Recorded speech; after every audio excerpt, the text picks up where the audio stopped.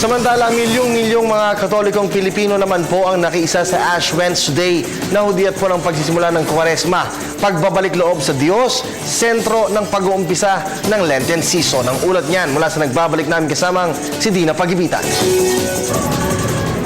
Bahagi na ng matandang tradisyon ng mga Katoliko ang 40 araw na paghahanda sa pagdiriwang ng pagpapakasakit, pagkamatay at muling pagkabuhay ni Hesukristo tuwing Kwaresma o Lenten season. Kasama na ng kaugaliang ito ang paglalagay ng krus sa noo tuwing Ash Wednesday, ang hudyat ng pagsisimula ng Kwaresma. Ang sinunog ng mga palaspas ang ginagamit sa paglalagay ng krus sa noo ng mga Katoliko. Ayon kay Father Oscar Lucas, ito ay paalala na ang tao ay nagmula sa abo at magtatapos din sa abo. Dapat din umanong gamitin ng tao ang buhay hindi lamang para sa sarili, higit sa pagmamahal sa Diyos at pagtulong sa kapwa.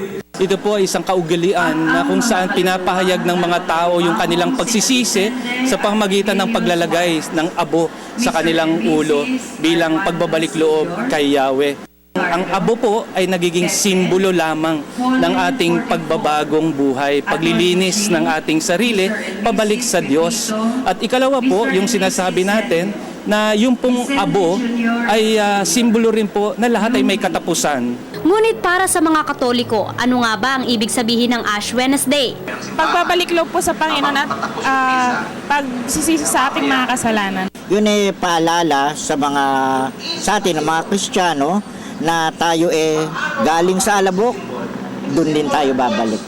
Yung magbalik loob ka, yung mga kasalanan mo, pagsisihan mo yon at maniwala ka sa mga salita ng Diyos, at saka as Katoliko, di ba, dapat lang tayong magsisihan natin ng ating mga nagawang mga kasalanan, mga nakaraan, at maging matulungin. At bakit nga ba sa noo inilalagay ang krus? Ang talagang original nito ay sa ulo, no? Ibinubuhos ang abo sa ulo. Pero po, dalawa pong kahulugan nyo na for practical reason, kasi nga po, napakahirap namang kumilos kung ang abo po ay nasa ating ulo para makatuloy pa rin po tayo sa ating normal na buhay. Ikalawa po, ito po yung simbolo na sa ating pong isipan, no? Sa ating pong isipan, itinatatak po yung krus na Kristo, na sapagkat tayo pong lahat ang talagang naglilinis sa atin ay si Kristo. Hindi naman daw kasalanan kung hindi nakapagpalagay ng abo sa Ash Wednesday, pero hinihikayat ng simbahan ang mga Katolikong magbigay oras sa pagsisimula ng Lenten season.